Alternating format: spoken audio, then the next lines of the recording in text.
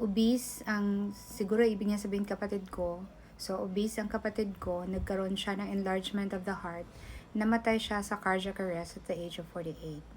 So, thank you for sharing. At ako, gusto ko rin sabihin sa lahat na kakamatay lang ng tinuturing kong nanay-nanayan, and I'm really sad about it. Tapos yung sakit niya ay diabetes or diabetes sa atin in Bisaya. And nag-share ako dati kung ano ba yung pwede natin gawin, ano ba yung iwasan natin kainin para hindi tayo magkasakit sa bato or kidney at maaaring maging rason na magkaroon tayo ng diabetes. Kasi talagang kidney failure, kidney problem at saka diabetes ang napakaraming problema or sakit sa atin sa Pilipinas dahil nga sa klase ng kinakain natin, 'di ba?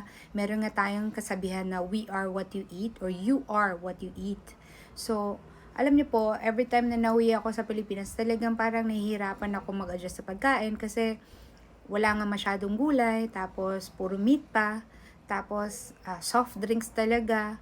Tapos kapag bibili tayo ng juice, sobrang tamis naman, tapos yung cake, sobrang tamis. Gusto ko mang kumain pero nahihirapan akong kumain kasi natatakot ako sa sobrang tamis talaga.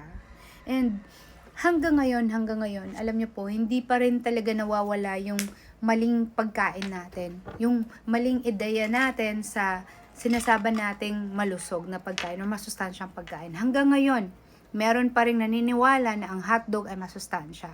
Meron pa rin naniniwala yung mga delata ay masustansya. Meron pa rin naniniwala na itong mga daing or mga buwad sa Bisaya masustansya. Tapos itong mga talagang maalat na mga kinakain natin masustansya. Hindi po. Ang masustansyang pagkain ay ang balance na pagkain. Lalong-lalo na dapat maraming prutas at gulay sa pagkain natin.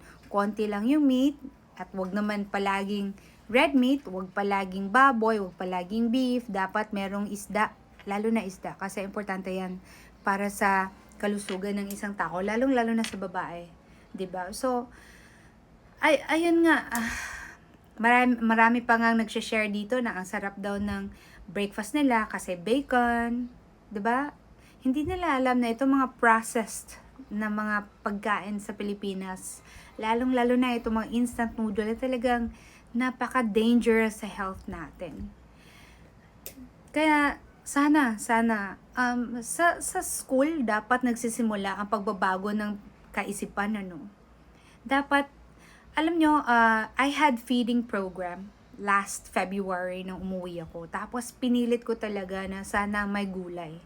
Tapos nung nagdi-distribute na sila ng pagkain, ang niluto ng parents ay fried chicken, deep fried pa siya, deep fried chicken, at saka yung parang pinakbet yata yun kasi mixed ng gulay siya Tapos sabi pa ng nanay, oy kayo dapat kumain kayo ng gulay kasi importante to. Etong si ganitong ganyan, hindi kumakain ng gulay. Dapat kumain ka ng gulay kasi masasayang yung pagkain natin. So parang naisip ko na, talaga bang hanggang ngayon, hindi pa rin talaga importante yung gulay sa atin sa Pilipinas? Sa dami-dami ng namamatay tulad nito, sa dami-dami ng kaso ng kidney problem at saka diabetes dahil sa obesity, pati nga yung pamangkin ko ay natanggalan na ng ovary dahil sa excess fat sa katawan niya kasi sa murang edad talagang sobrang taba niya, 'di ba? I mean, it's my personal experience and encounter na sarili kong pamilya may ganyang problema, kaya sinishare ko sa inyo para nga magbago na tayo ng pagkain, magbago tayo ng tingin sa kalusugan, hindi dahil sa mataba malusog na siya, 'di ba? So again guys, umiinit na naman yung ulo ko dahil sa mga issue sa atin sa Pilipinas. Talagang ayoko na nga magsalita kasi napagkakamalan akong suplada or maldita. Pero in person, hindi naman po ako maldita talaga. It's just that TikTok has been my platform na naibibigay ko yung sarili kong opinion. Lalong-lalo na sa mga negative contents dito na talagang pwedeng maging malaking impact sa mga kabataan kasi it's my advocacy talaga na maging maayos yung future ng mga kabataan natin bilang isang ina.